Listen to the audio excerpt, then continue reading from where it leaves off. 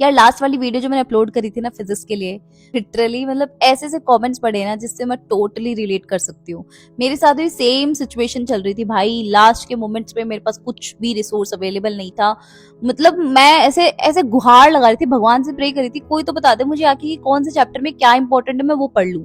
तो मैंने सोचा कि तुम्हारे लिए क्यों ना ऐसी वीडियो बनाई जाए जो चैप्टर वाइज इंपॉर्टेंट टॉपिक्स बता रही हो। तो मैं तुम्हें आज सारे के सारे चैप्टर वाइज इंपॉर्टेंट टॉपिक्स बताऊंगी। तो अगर तुम बिल्कुल जीरो लेवल पे हो या थोड़ा सा मीडियम लेवल पे हो या हायर लेवल पे पूरा सिलेबस कंप्लीट करके बैठे हो तो भी ये वीडियो इंपॉर्टेंट है, पूरी देखना। इसमें जो मैं टॉपिक्स बताऊंगी वो पिछले इतने सालों के प्रीवियस ईयर पेपर्स का एनालिसिस करके ही इसमें इंक्लूड करे गए हैं। ये टॉपिक से सबसे ज्यादा क्वेश्चंस आते हैं, तो प्लीज मेक श्योर कि ये वाले टॉपिक्स तुम करके ही जा रहे हो, चाहे तुमने कुछ और किया हो या नहीं किया हो। Let's just start with this video बिना किसी देरी के। ये पीडीएफ मैंने बना रखा है total chapter wise important topics का, जो तुम्हें मेरे टेलीग्राम पे मिल जाएगा। एंड हाँ, एक और चीज की मैंने लास्ट वाली वीडियो में तुम्हें बताया था कि फिजिक्स की प्रिपरेशन अगर तुमने बिल्कुल भी नहीं करी ना तो वो वाले चैप्टर्स सबसे पहले पढ़ना। जैसे कि पार्ट 2 में मैंने तुम्हें बताया था कि जो लास्ट के 4 चैप्टर्स हैं, dual nature, atoms, nuclei, semiconductor, इनको सबसे पहले उठा के कर लेना। रे और वेव ऑप्टिक्स अगर तुम्हें नहीं आती हो, तुम्हें डर लग रहा है बहुत ज्यादा और तुम्हें लग रहा है कि कैसे कंप्लीट होगी, तो कोई बात नहीं, तुम एक बार उसको बात के लिए छोड़ देना। कंप्लीट होगी तो हो जाएगी, नहीं होगी ना तो उसके सारे डेरिवेशन जो मैं इस वाली वीडियो में बता रही हूँ प्लीज करके चले जाना। ये पीडीएफ प्लीज डाउनलोड कर लेना टेलीग्राम से जाकर, और मैं व्हाट्सएप पे भी शेयर कर दूंगी। व्हाट्सएप चैनल का लिंक डिस्क्रिप्शन बॉक्स में है, वहां से डाउनलोड कर लेना। सारे के सारे इंपॉर्टेंट टॉपिक्स को पढ़ना। फिर पार्ट 1 बुक के अंदर देखो, वैसे तुम्हें सारे चैप्टर्स पढ़ लेने चाहिए, लेकिन मैंने तुम्हें बताया था moving charges and magnetism, magnetism and matter, EMI, AC, ये वाले चैप्टर्स बहुत ज्यादा इंपॉर्टेंट हो जाते हैं, तो उनको अच्छे से कवर कर लेना। बाकी यार मैं सारे चैप्टर्स के इंपॉर्टेंट टॉपिक्स बता देती हूँ, अगर तुम्हें टाइम नहीं मिले या इनकेस कोई चैप्टर छूट जाए तो ये टॉपिक्स एटलीस्ट पढ़ के चले जाना या डेरिवेशन पढ़ के चले जाना, ठीक है। सबसे पहले यार इलेक्ट्रिक चार्जेस एंड फील्ड्स में electric field due to dipole, ये बहुत आता है यार, बहुत बार रिपीट होता हुआ देखा है मैंने। Gauss theorem with application, electric flux, coulomb law, vector form, ठीक है। ये 4 टॉपिक्स से बहुत इंपॉर्टेंट है। Electric potential and capacitance chapter number 2 में potential energy of system of charges, very very important. Energy stored in capacitors, भाई इसमें जो फॉर्मुलाज बनते हैं इनकी शीट्स बना लेना, सारे चैप्टर वाइज फॉर्मुला शीट्स जो हैं ये मैं आपको अवेलेबल टेलीग्राम पे भी करवा दूंगी, मैंने करवा भी रखी है ऑलरेडी, तो वहां से जाके डाउनलोड कर सकते हो। प्लस ये जो फॉर्मुला है एनर्जी स्टोर्ड इन कैपेसिटर्स, इस पे बहुत सारे क्वेश्चंस बनते हैं। प्लस कॉम्बिनेशन ऑफ कैपेसिटर्स बहुत इंपॉर्टेंट है, series and parallel. Potential energy of dipole is very important, ये वाले टॉपिक्स इसमें इंपॉर्टेंट है। देन चैप्टर 3 करंट इलेक्ट्रिसिटी, इसमें drift velocity and its relations, Kirchhoff law important है। Temperature dependence of resistivity, then cell in series and parallel combination, then Ohm's law and its limitation. Chapter number 4 है moving charges and magnetism, इसमें force between parallel wires, galvanometer and conversion of galvanometers, Biot-Savart law करके जाना है। Force on charge particle and conductor बहुत important है।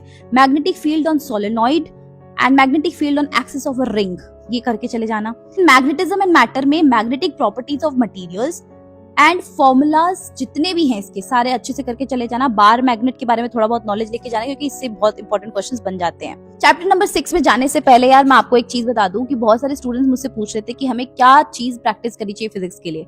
देखो मैं physics के लिए हमेशा तुम्हें बताती हूँ प्रीवियस ईयर क्वेश्चन जरूर करो, एनसीईआरटी के क्वेश्चन जरूर करो, but at the same time I believe कि जब तक हाथ में एक पेपर नहीं आता, पेपर मीन्स की जो पेपर फॉर्मेट होता है एग्जाम हॉल के अंदर, वो चीज आपके हाथ में नहीं आती और आंसर शीट पेपर वाली नहीं आती, तब तक फील भी नहीं आता पेपर का। और ये चीज मैंने बहुत अपने एग्जाम टाइम में इसको प्रैक्टिस करा है, रिहर्स करा है। तो आई वुड सजेस्ट कि यार ये जो ऑसवाल बुक्स के एग्जाम रिहर्सल्स हैं ये आप प्लीज एक बार ट्राई करके देखना। इसमें सिर्फ 2 ही पेपर्स हैं, आपको बिल्कुल सेट 1 सेट 2 2 पेपर्स मिलेंगे, और इसकी आपको एक प्रॉपर जो आंसर शीट होती है जहां पर आप पेपर लिखेंगे, आंसर्स लिखेंगे, वो वाली शीट भी गिवन है। सारे ऑथेंटिक क्वेश्चन है बिल्कुल एग्जाम पैटर्न के अंदर, तो टाइमर लगा के बिल्कुल बढ़िया से प्रैक्टिस करना। एटलीस्ट 2 पेपर तो लगा के जाना ताकि तुम्हें एग्जाम हॉल वाली बिल्कुल फीलिंग आ जाए, ठीक है। फिजिक्स, केमिस्ट्री, बायो और इंग्लिश सबके लिए अवेलेबल है, तो लिंक डिस्क्रिप्शन बॉक्स में, go and check it out, ठीक है। जो चैप्टर नंबर 6 है इसमें लेंस लॉ जो है वो बहुत इंपॉर्टेंट है, इससे सवाल बहुत बार देखने को मिलते हैं।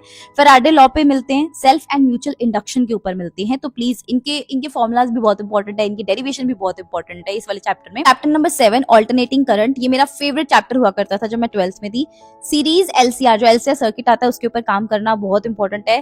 देन रेजोनेंस के ऊपर बहुत क्वेश्चंस आते हैं, इसमें भी बहुत सारे फॉर्मुलाज हैं। Power in AC circuit, oh my God इतने सारे सारे क्वेश्चंस बनते हैं, transformer and definition of impedance, और सारे के सारे फॉर्मूलाज बहुत इंपॉर्टेंट है, मतलब बहुत ज्यादा इंपॉर्टेंट है। ईएमआई और एसी की फॉर्मूलाज बहुत इंपॉर्टेंट है। चैप्टर नंबर 8 में इलेक्ट्रोमैग्नेटिक वेव्स आएगा, तो डिस्प्लेसमेंट करंट के ऊपर क्वेश्चंस आ जाते हैं, इलेक्ट्रोमैग्नेटिक स्पेक्ट्रम पे क्वेश्चंस पूछ लेते हैं, तो ध्यान से उसमें कर लेना, ज्यादा कुछ हार्ड चैप्टर नहीं है, बहुत छोटा सा है। चैप्टर नंबर 9 बहुत खतरनाक, रे ऑप्टिक्स, इसके अंदर रिफ्रैक्शन एट स्फेरिकल सर्फेसेस। देखो अगेन इसकी अगर थ्योरी नहीं हो पाए तो प्लीज डेरिवेशन जरूर देख के जाना, क्योंकि इन चैप्टर से ना डेरिवेशन बहुत ज्यादा आते हैं। Refraction at spherical surface, then prism से क्वेश्चन आ जाते हैं, लेंस मेकर फॉर्मूला से बहुत क्वेश्चंस आते हैं, मिरर फॉर्मूला से, माइक्रोस्कोप एंड टेलीस्कोप स्पेशली बहुत ज्यादा इंपॉर्टेंट है, यहाँ से भी बहुत सारे इनके डेरिवेशंस पूछे जाते हैं। देन चैप्टर नंबर 10 जो है वेव ऑप्टिक्स है, रिफ्लेक्शन और refraction on the basis of wave theory, young double slit experiment and interference, ये इंपॉर्टेंट है। हाइजेंस प्रिंसिपल इंपॉर्टेंट है, एंड जितने भी फॉर्मूलाज हैं वेव ऑप्टिक्स के वेरी वेरी इंपॉर्टेंट, तो पढ़ के जाना। And my favourite and easiest and बहुत ही ज्यादा स्कोरिंग चैप्टर्स है, 3-3 घंटे भी लगा के बैठोगे ना एक चैप्टर को तो खत्म हो जाएगा पूरा विद क्वेश्चन प्रैक्टिस, इतना छोटा सा चैप्टर है ये।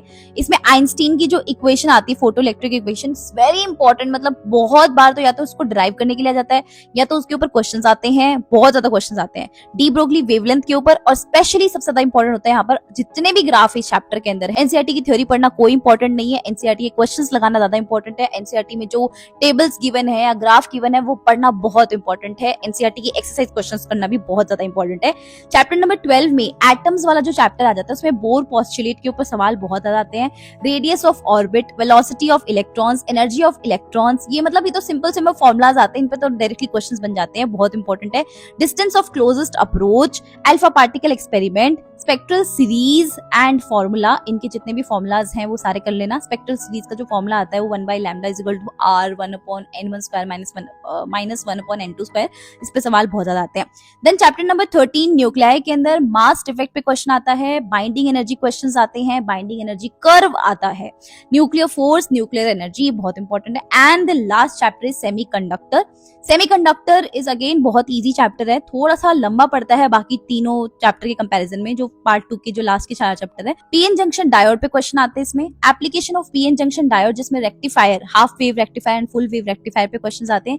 एनर्जी बैंड डायग्राम बहुत इंपॉर्टेंट है, जितने भी फॉर्मुलाज हैं बाय हार्ट याद कर लेना और क्वेश्चन प्रैक्टिस कर लेना कि फॉर्मुलाज अप्लाई कैसे होते हैं, क्योंकि याद करने से कुछ नहीं होता है, फॉर्मुलाज को प्रैक्टिस करना बहुत इंपॉर्टेंट है। Forward and reverse biasing of PN junction. See यार मेरे को, मैं अपना बताऊं तो मेरे को ना प्रैक्टिकल एग्जाम के अंदर सबसे ज्यादा डर था कि मेरे को डायोड नहीं मिल जाए, और मेरे प्रैक्टिकल एग्जाम में डायोड ही आ गया था, लेकिन मैं करके सारे अच्छे से गई थी प्रैक्टिकल। लेकिन पीएन जंक्शन डायोड में फॉरवर्ड बाइसिंग, रिवर्स बाइसिंग, ये थ्योरी से भी बहुत ज्यादा रिलेट करता है, तो आपसे सवाल भी पूछे जा सकते हैं वाइवा के अंदर। जो तुम्हारे प्रैक्टिकल तुम्हारी थ्योरी से रिलेट करते हैं ना, उनको तो बेस्ट तरीके से करना, क्योंकि वहां से वाइवा के क्वेश्चंस पूछे जाने के सबसे ज्यादा चांसेस बन जाते हैं। तो यार ये इंपॉर्टेंट टॉपिक्स की लिस्ट है जो मैं तुम्हें टेलीग्राम पे शेयर कर दूंगी, तो प्लीज टेलीग्राम पे जाके टेलीग्राम चैनल को ज्वाइन कर लेना, प्लस व्हाट्सएप चैनल को ज्वाइन कर लेना, डिस्क्रिप्शन बॉक्स में लिंक है। एंड यस, अगर आपको बायोलॉजी के इंपॉर्टेंट नोट्स चाहिए जो मेरे हैंड रिटन है, बिल्कुल एनसीईआरटी से एक लाइन पिक करके मैंने लिखी है, मतलब उन नोट्स के बाहर कुछ नहीं आएगा, प्लस जो मैंने टेस्ट सीरीज चला रखी है अपने बैच वाले स्टूडेंट्स के लिए, उस टेस्ट के अंदर जो जो क्वेश्चंस मैं दे रही हूँ, like literally they are the quality questions, और वहां से ही आपका पेपर बनेगा। अगर आप इनको ज्वाइन करना चाहते हो तो डिस्क्रिप्शन बॉक्स में लिंक है। एंड साथ में अगर आपको नोट्स चाहिए हैं तो आप परचेज भी कर सकते हो अभी। अगर आपको फ्री में चाहिए है तो प्लीज चैनल को सब्सक्राइब कर देना, क्योंकि 200 के होने पर I will be doing a give away,